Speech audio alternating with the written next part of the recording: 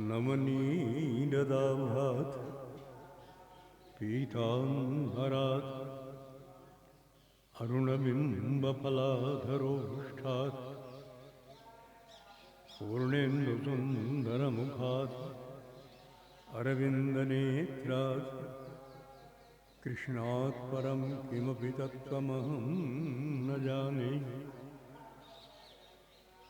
यं प्रव्रजन्तमनुपेतमपेतकृत्यं द्वैपायनो विरहकातरया द्वा पुत्रेति तन्मयतया तरवोऽभिनेदु तं सर्वभूतहृदयं मुनिमानतोऽस्मि।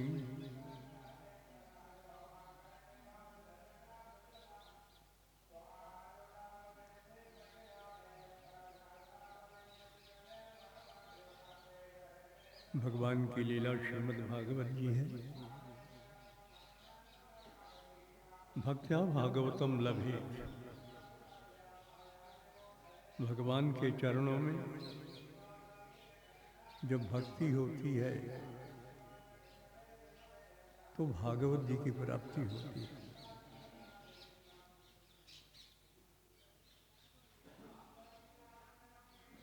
भगवान के चरणों में जब भक्ति होती है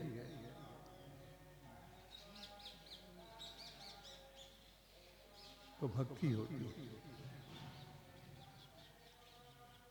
उतने देर के लिए थोड़ा उनको माइक कह दो, बंद कर देना खाली। ऐसा करा, सुनो, कह देना उतने देर 1-1.5 घंटे वैसे ही कर रहे ना, बिना माइक दोनों हो नहीं पाएगा।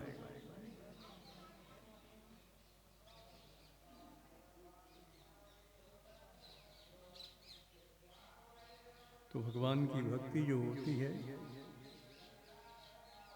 भक्त्या भागवतम लभे, भगवान से भक्ति लोग, भगवान से भक्त लोग जो ऊंचे श्रेणी के भक्त होते हैं वो भगवान से भक्ति मांगते हैं। महात्मा तुलसीदास जी भगवान से बोलते हैं, आप लोग रामायण पढ़े हैं ना,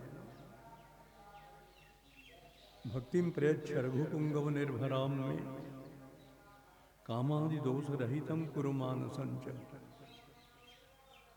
हे भगवान, भक्तिम प्रयच्छ रघुपुंगव, हे राम जी हमको भक्ति दे दो, हमको भक्ति दे दो। काम क्रोध लोभ ये जो संसार के विषय हैं इससे प्रभु हमको दूर कर दो। ये सब भक्ति में बाधा देने वाले हैं। भक्तमाल में लिखा हुआ है, एक भक्तमाल बड़ा अच्छा ग्रंथ है भक्तमाल, भक्तों के उसमें चरित्र है। भाई भक्तों के चरित्र हैं तो भगवान के भी साथ साथ रहेंगे। तुलसीदास जी महाराज का रामायण या रामायण की कथा जब होती है या रामायण का जब पाठ होगा तो हनुमान जी को आसन देते हैं। आप लोगों को याद हो गया ना, हनुमान जी को बैठाते हैं, उनके सामने फिर रामायण जी करते हैं। अखंड जब रामायण करते हैं लोग तो हनुमान जी को आसन देते हैं। और जब भक्तमाल की कथा जब करते हैं तो भगवान को आसन देते हैं। रामायण के श्रोता कौन है? हनुमान जी। और भक्तमाल के श्रोता कौन है? भगवान। जगन्नाथ भगवान पुरी में है, जगन्नाथ भगवान ना, तो जगन्नाथ भगवान वो भी जो है गीत गोविंद सुनते हैं। एक गीत गोविंद है बड़ा अच्छा, बहुत अच्छे महात्मा हुए हैं ये, उन्होंने भगवान की गीत गाया है संस्कृत में।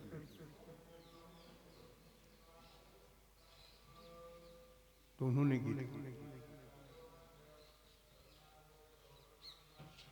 गीत गाया है, वही गीत गोविंद है भगवान का।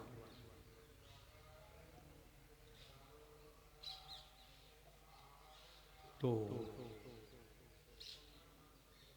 महाराज भागवत, भगवान के भागवत में 3 तरह की धारा है।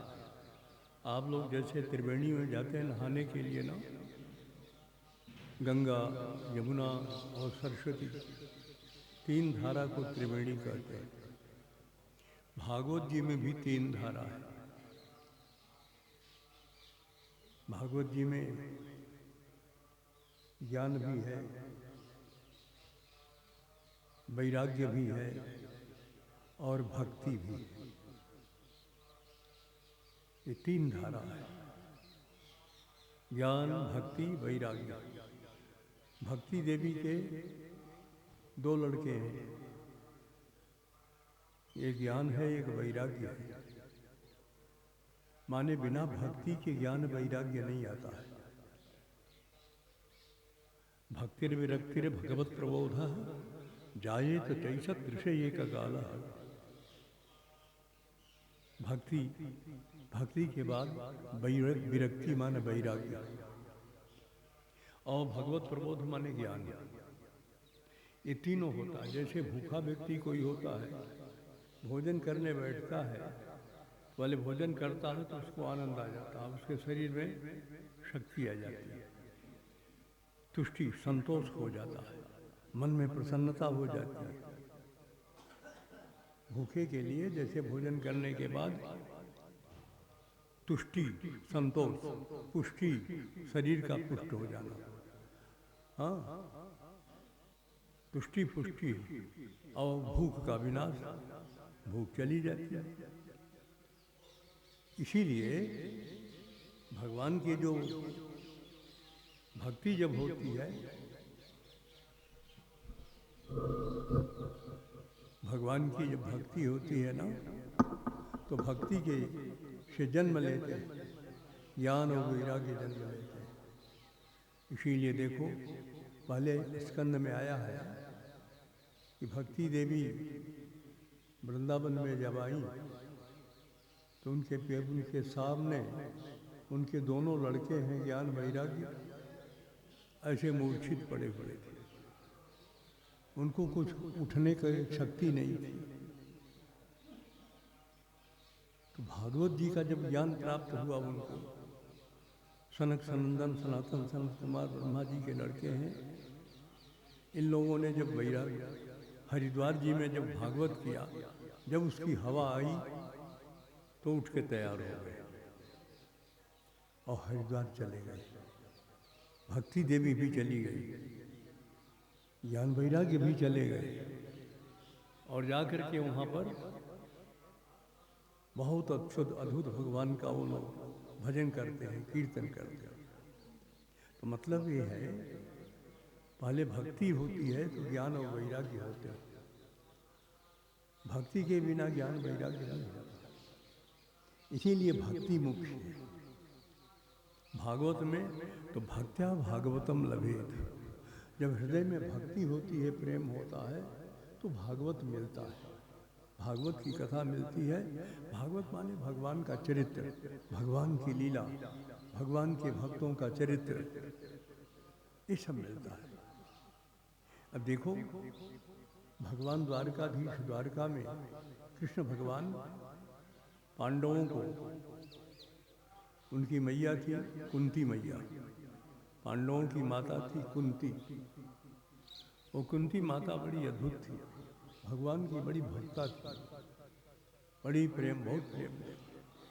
भगवान द्वारका जब पधारने लगे तो कुंती मैया ने भगवान से कहा कि कृष्ण अब तो हमारा काम नहीं बनेगा। भगवान बोले देखो कुंती मैया, तुम बुआ है, भगवान की बुआ जी थी। भगवान के पिता का नाम है एक तो वसुदेव जी, पहले देवकी के यहाँ भगवान प्रकट हुए, तो वसुदेव जी की बहन है खास कुंती, इसलिए बुआ जी हो गई भगवान। तो भगवान बोले बुआ जी देखो आपके लड़का राजा हो गया, आपका युधिष्ठिर राजा है। महाभारत लीला समाप्त हो गई थी, महाभारत में सब लोग मारे गए थे, दुर्योधन आदि सबका अंत हो गया था, तो राजा युधिष्ठिर राज्य बने। राजा हो गया। युधिष्ठिर जी महाराज जो थे, पांडवों में सबसे बड़े थे युधिष्ठिर जी, वो राजा हो गए। तो भगवान बोले देखो तुम्हारा बेटा तो राजा हो गया, तुम राजा की माँ हो, राजमाता हो गई, तुम्हारे लड़के जो है सब राजकुमार हैं भाई, अब कोई कमी तो है नहीं, अब उस आनंद का तुम अनुभव करो। और हम भी अपने घर, हम भी अपने द्वारका में जा रहे हैं। तो कुंती माता बड़ी दुखी हो गई, बोली कन्हैया ये तुम्हारी बड़ी विलक्षण लीला है, राज और भोग जिसको तुम दे देते हो और तुम उससे अलग हो जाते हो। देखो तुम्हारा ऐसा राजभोग किस काम का, इससे जीव आपसे अलग हो जाए। इससे तो अच्छा कि आप रहो, राजभोग रहे चाहे मत रहे। कुंती बोलती हैं कि जब हमारे बेटे 12 वर्ष जंगल में थे, पांडव लोगों को भी वनवास हुआ है 12 वर्ष तक, तो 12 वर्ष तक जब हमारे बेटों को वनवास हुआ, जंगल में जब रहते थे, उस समय कन्हैया तो हमारे बेटों के हाथ को पकड़ के लेके चलते थे, माने साथ साथ तुम थे। अब देखो जब हमारा बेटा राजा हो गया तो कहते हो तो तुम राजा माता राजमाता हो गई, अब लोग तुम्हारे राजकुमार हो गए, तुम लोग लड़के लोग, अब जो है हम जाते हैं हमारी तरफ। तो इसका मतलब प्रभु ऐसा ही लक्षण विलक्षण है। संसार में जीवों को जब राज्य मिल जाता है, सुख मिल जाता है, बड़े बड़े धनवान जब लोग हो जाते हैं, अरबपति खरबपति कोटपति, तो भगवान को भूल जाते हैं। हाँ, भगवान को भूल जाते हैं। नेता, अभिनेता और धनवान बड़े बड़े, ये सब लोग भगवान को भूल जाते हैं, इनको कोई भगवान से लेना देना नहीं। इसलिए बोलने लगी कुंती माता, विपद संतु न तत्र तत्र जगत गुरु, हे जगत गुरु, भगवान का नाम है जगत गुरु, हे जगत गुरु विपद संतु न सत, हमको तो एक चीज दे दो, विपत्ति दे दो। कुंती मैया की बात को भगवान को मुस्कुराने बोले मैया बुआ जी, संसार में लोग राज मांगते हैं, सुख मांगते हैं, भोग मांगते हैं, और तुम विपत्ति मांग रही हो। तो कहा कन्हैया तुम नहीं तो कहा था कि हमारे बेटे राजा हो गए, तो अब तुम छोड़ करके द्वारका जा रहे हो, मतलब हमको तुम छोड़ रहे हो। राजा जो राजा हो जाता है तो राजा के बाद भगवान उनसे अलग हो जाते हैं, राजा से। लिखते हैं ना, लघुता ते प्रभुता मिले और प्रभुता ते प्रभु दूर। महात्मा लोग कहें लघुता ते प्रभुता मिले, लघुता माने छोटे बनोगे, भक्त बनोगे भगवान के, तब तो भगवान मिलेंगे। और प्रभुता, बहुत बड़ी धन संपत्ति लेकर तुम भगवान को भूल गए तो प्रभु दूर, भगवान दूर हो जाएंगे। इसीलिए देखो हनुमान जी जैसे महात्मा हैं, हाथ जोड़ करके यत्र यत्र रघुनाथ कीर्तनम तत्र तत्र कृतमस्तकांजलिम बाष्पवारि परिपूर्ण लोचनम मारुतिम नमत राक्षसांतकम। ये हनुमान जी का श्लोक है। बोलते हैं यत्र यत्र रघुनाथ कीर्तनम, जहाँ जहाँ राम जी का कीर्तन होता है, हरे राम श्री राम जय राम। हनुमान जी का मंत्र जानते हो? उनका एक ही मंत्र है, श्री राम जय राम, श्री राम जय जय राम, श्री राम जय राम, यही जपते हैं। ये उनका मंत्र है, महामंत्र।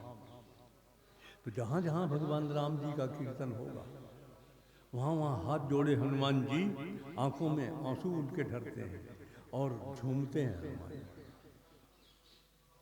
भक्ति में। देखो हनुमान जी के पास क्या नहीं है, लेकिन क्या उनके पास पहनते हैं बाबा जी लंगोटा और हाथ में एक छोटा, बस और कुछ नहीं। और आप लोग मांगोगे तो आपको सब कुछ देने वाले, उनके पास चीज कम नहीं है, सब दे सकते हैं। 8 सिद्धि नवनिधि के, 8 सिद्धि नवनिधि के दाता, जानते हो? 8 सिद्धि प्राकाम्य, ईशित्व, वशित्व, जो जो कामना करो, धन संपत्ति स्वर्ग, जो चाहेंगे वो सब आ जाएगा सामने, सब सामने आ जाएगा। जो सिद्ध लोग होते हैं, तो सिद्धों में तो माता जानकी जी ने महात्मा को आशीर्वाद दिया कि जाओ अष्ट सिद्धि नवनीत सब तुम्हारे पास है, सब तुम्हारे पास है, सब उनके पास है, सब उनके पास है। लेकिन अपने लिए वो कुछ नहीं रखते, वो सन्यासी है खुद के। हाँ, सन्यासी लोग जो है दूसरे को तो दे देते हैं, अपने पास नहीं कुछ रखते। उनके हाथ में बहुत सी चीज है, लेकिन अपने लिए कोई अपने सुख की कामना नहीं है, कोई नहीं। न कपड़े पहनना है, न कोई चाहना, अरे फल फूल इत्यादि जो है कोई दिया, आप लोग कुछ लड्डू भड्डू भोग लगा दिए तो ठीक है, ले लिए, वो भी जो है दे देते हैं, कहते हैं बच्चों तुम लोग प्रसाद खाओ, लो, लौटा देते हैं। क्या है? तो इसीलिए जो लघु बनता है, जो छोटा बनता है, भगवान का भक्त बनता है, उसके पास भगवान आते हैं। और जिनके पास अहंकार हो जाता है, धन का अहंकार, और हमारे इतने परिवार हैं, इतने लंबे चौड़े हम हैं, इतने हम सदस्य हैं, इतने बड़े हम लोग हैं, हमारे पास कोई कमी है क्या, ऐसा भी जो कहता वो भी अहंकार है, वो भी अहंकार है ना। माने किसी तरह का अहंकार नहीं होना चाहिए। किसी तरह का अहंकार जब जीव में नहीं होगा तो भगवान पास में आएंगे, और जब अहंकार करेंगे तो भगवान उससे दूर हो जाते हैं। भगवान से कोई पूछता है सरकार आपके पास तो सब कुछ है, आप तो ऐसे मालिक हैं सर, तो भगवान क्या बोलते हैं जानते हो? कहते हैं महात्मा लोग ऐसा कहते रहते हैं। भगवान क्या बोलते हैं? महात्मा लोग ऐसा कहते रहते हैं। भाई हमारे पास तो देखो, भगवान के पास भी भगवान क्या है, शेष जी की सैया पर शयन करते हैं। राम जी हैं तो देखो जंगल में घूमने के लिए वो जब तैयार हुए 14 वर्ष तक, तो बहुत लोगों ने कुछ कहा, भरत जी जैसा प्रिय भाई कोई नहीं होगा, भरत जी जैसा प्रिय भाई कोई नहीं होगा। लेकिन भरत जी रोते रह गए चित्रकूट में, लेकिन राम जी ने स्वीकार नहीं किया, लौटे नहीं।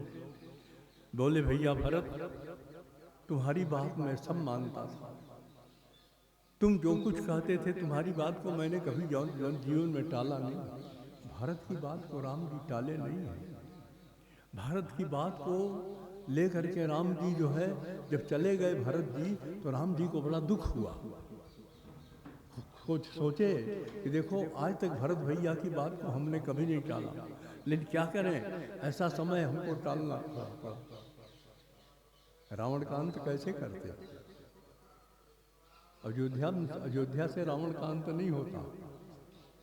और रावण वो है जिसके राक्षस लोग महात्माओं को खा खा करके हड्डी का पर्वत लगा दिए थे।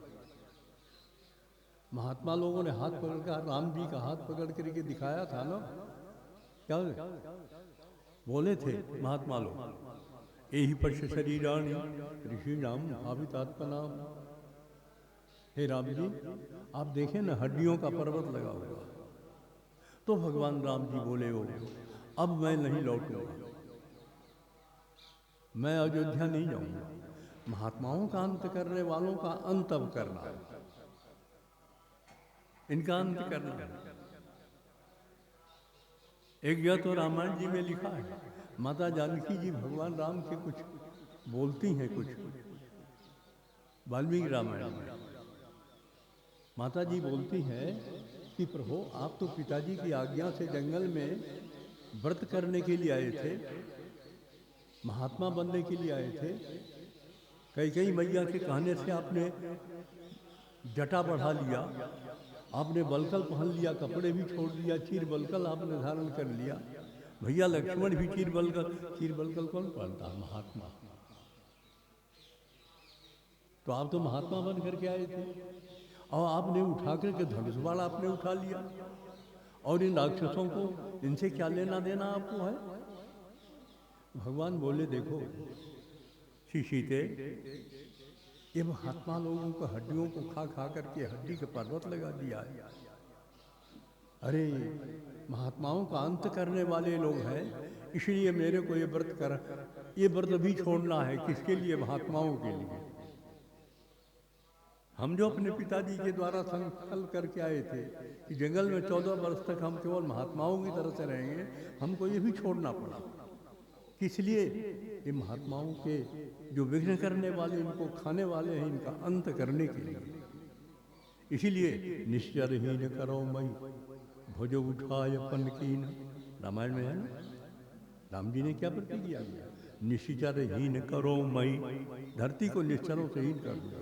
भुज उठाए पन कीन, अपने हाथ को उठाकर पन किया।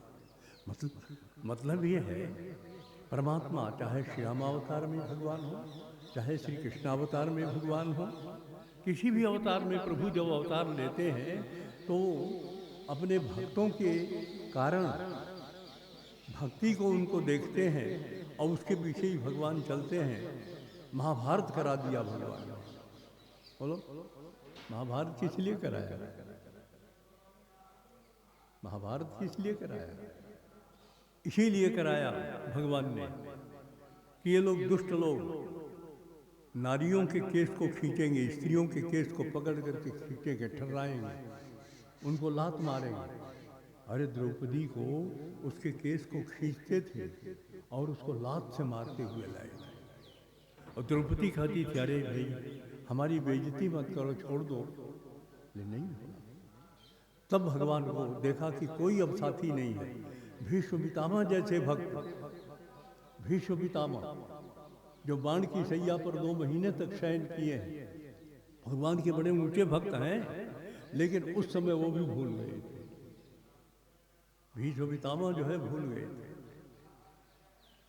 जब ज्ञान का उपदेश दे रहे थे भीष्म पितामह, महाभारत उन्होंने ही कहा है। महाभारत समझिए, महाभारत नाम का एक पुस्तक है, 1 लाख श्लोक है। उस महाभारत को भीष्म पितामह जी ने युधिष्ठिर जी से कहा है, ज्ञान दिया है। भगवान कृष्ण परमात्मा ने कहा था, इनको सुनाओ, आप महाभारत सुना दो। तो सुनाया है, तो महाभारत सुनाए हैं। महाभारत सुनाए तो द्रौपदी हंसने लगी, तो भीष्म पितामह मौन हो गए, बंद हो गए। ये भागवत में, तो हंसने लगी द्रौपदी, तो भीष्म पितामह जो है मौन हो गए। सोचे कि द्रौपदी कोई साधारण नहीं है, तो बहुत बड़ी देवी है, बहुत बड़ी देवी है। एक बार हे कृष्ण कह करके आंखों से आंसू गिराती है तो भगवान सामने प्रकट हो जाते हैं। कोई साधारण है क्या? जिसके एक आंसू पर प्रभु प्रकट हो जाए, परमात्मा प्रकट हो जाए, वो कितनी ऊंची होगी आप पता लगा नहीं।